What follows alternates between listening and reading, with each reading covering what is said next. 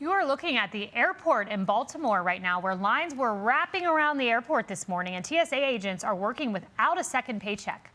Now, we're learning more about the spending senators are willing to do. In the meantime, we thought it was a great day to bring a report like this, given that our TSA workers missed that second paycheck.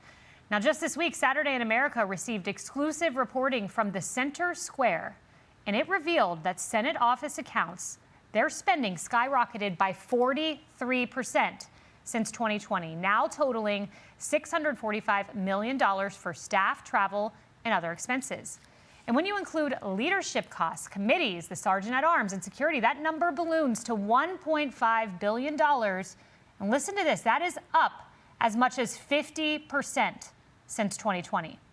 Joining me now is the man who broke the story, the Center Square Investigation Unit's Art Kane. Art, I mean, to go from $1 billion to $1.5 billion in just a few years is pretty extraordinary. What's going on?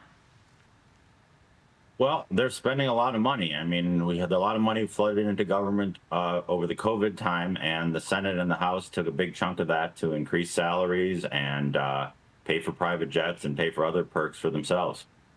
So the private jets, I understand those are allowed in very narrow circumstances. I was trying to get clarity on the Senate rules there. Yeah, they're allowed in emergencies when there's no other flights, things like that. But me and my team have been looking into it, and it seems like those rules aren't being followed exactly to the letter. They are using them for flights regularly to get to Washington, D.C., connecting flights from South Dakota, flying around New York to various events and things like that. And that doesn't seem to fit the rules. But when you call the House Ethics Committee, they won't even return your calls to see if they're looking into it. I mean, having worked in government, normally if you get an inquiry like that, you'd pick up the phone and you'd answer with an explanation. We'll follow that, and I look forward to seeing those details. One thing that struck me, I had someone say to me yesterday who worked on the Hill for a very long time. They said Congress has changed. You have congressmen, senators hiring people in social media positions. Social media kind of rules the day. And then when I looked at your reporting, I saw that the chaplain, according to your report, has a PR person. There are furniture artisans that have been hired, picture framers, doorkeepers, wellness specialists, barbers. Why is Congress hiring these positions?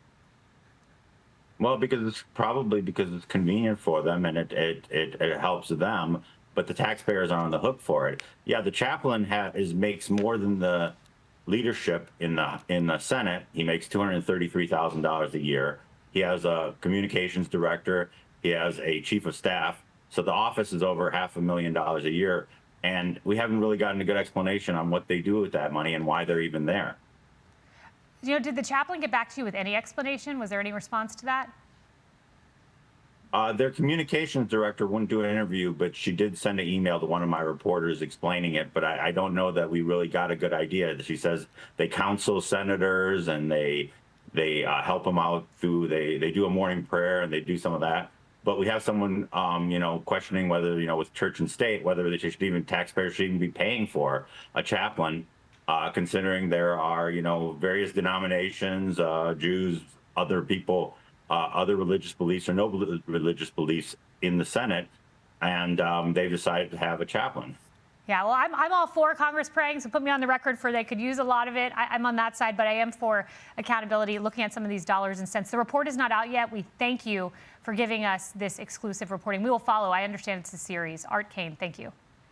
Be sure to like and subscribe for all the Fox News latest on YouTube, and catch full shows streaming now on Fox One.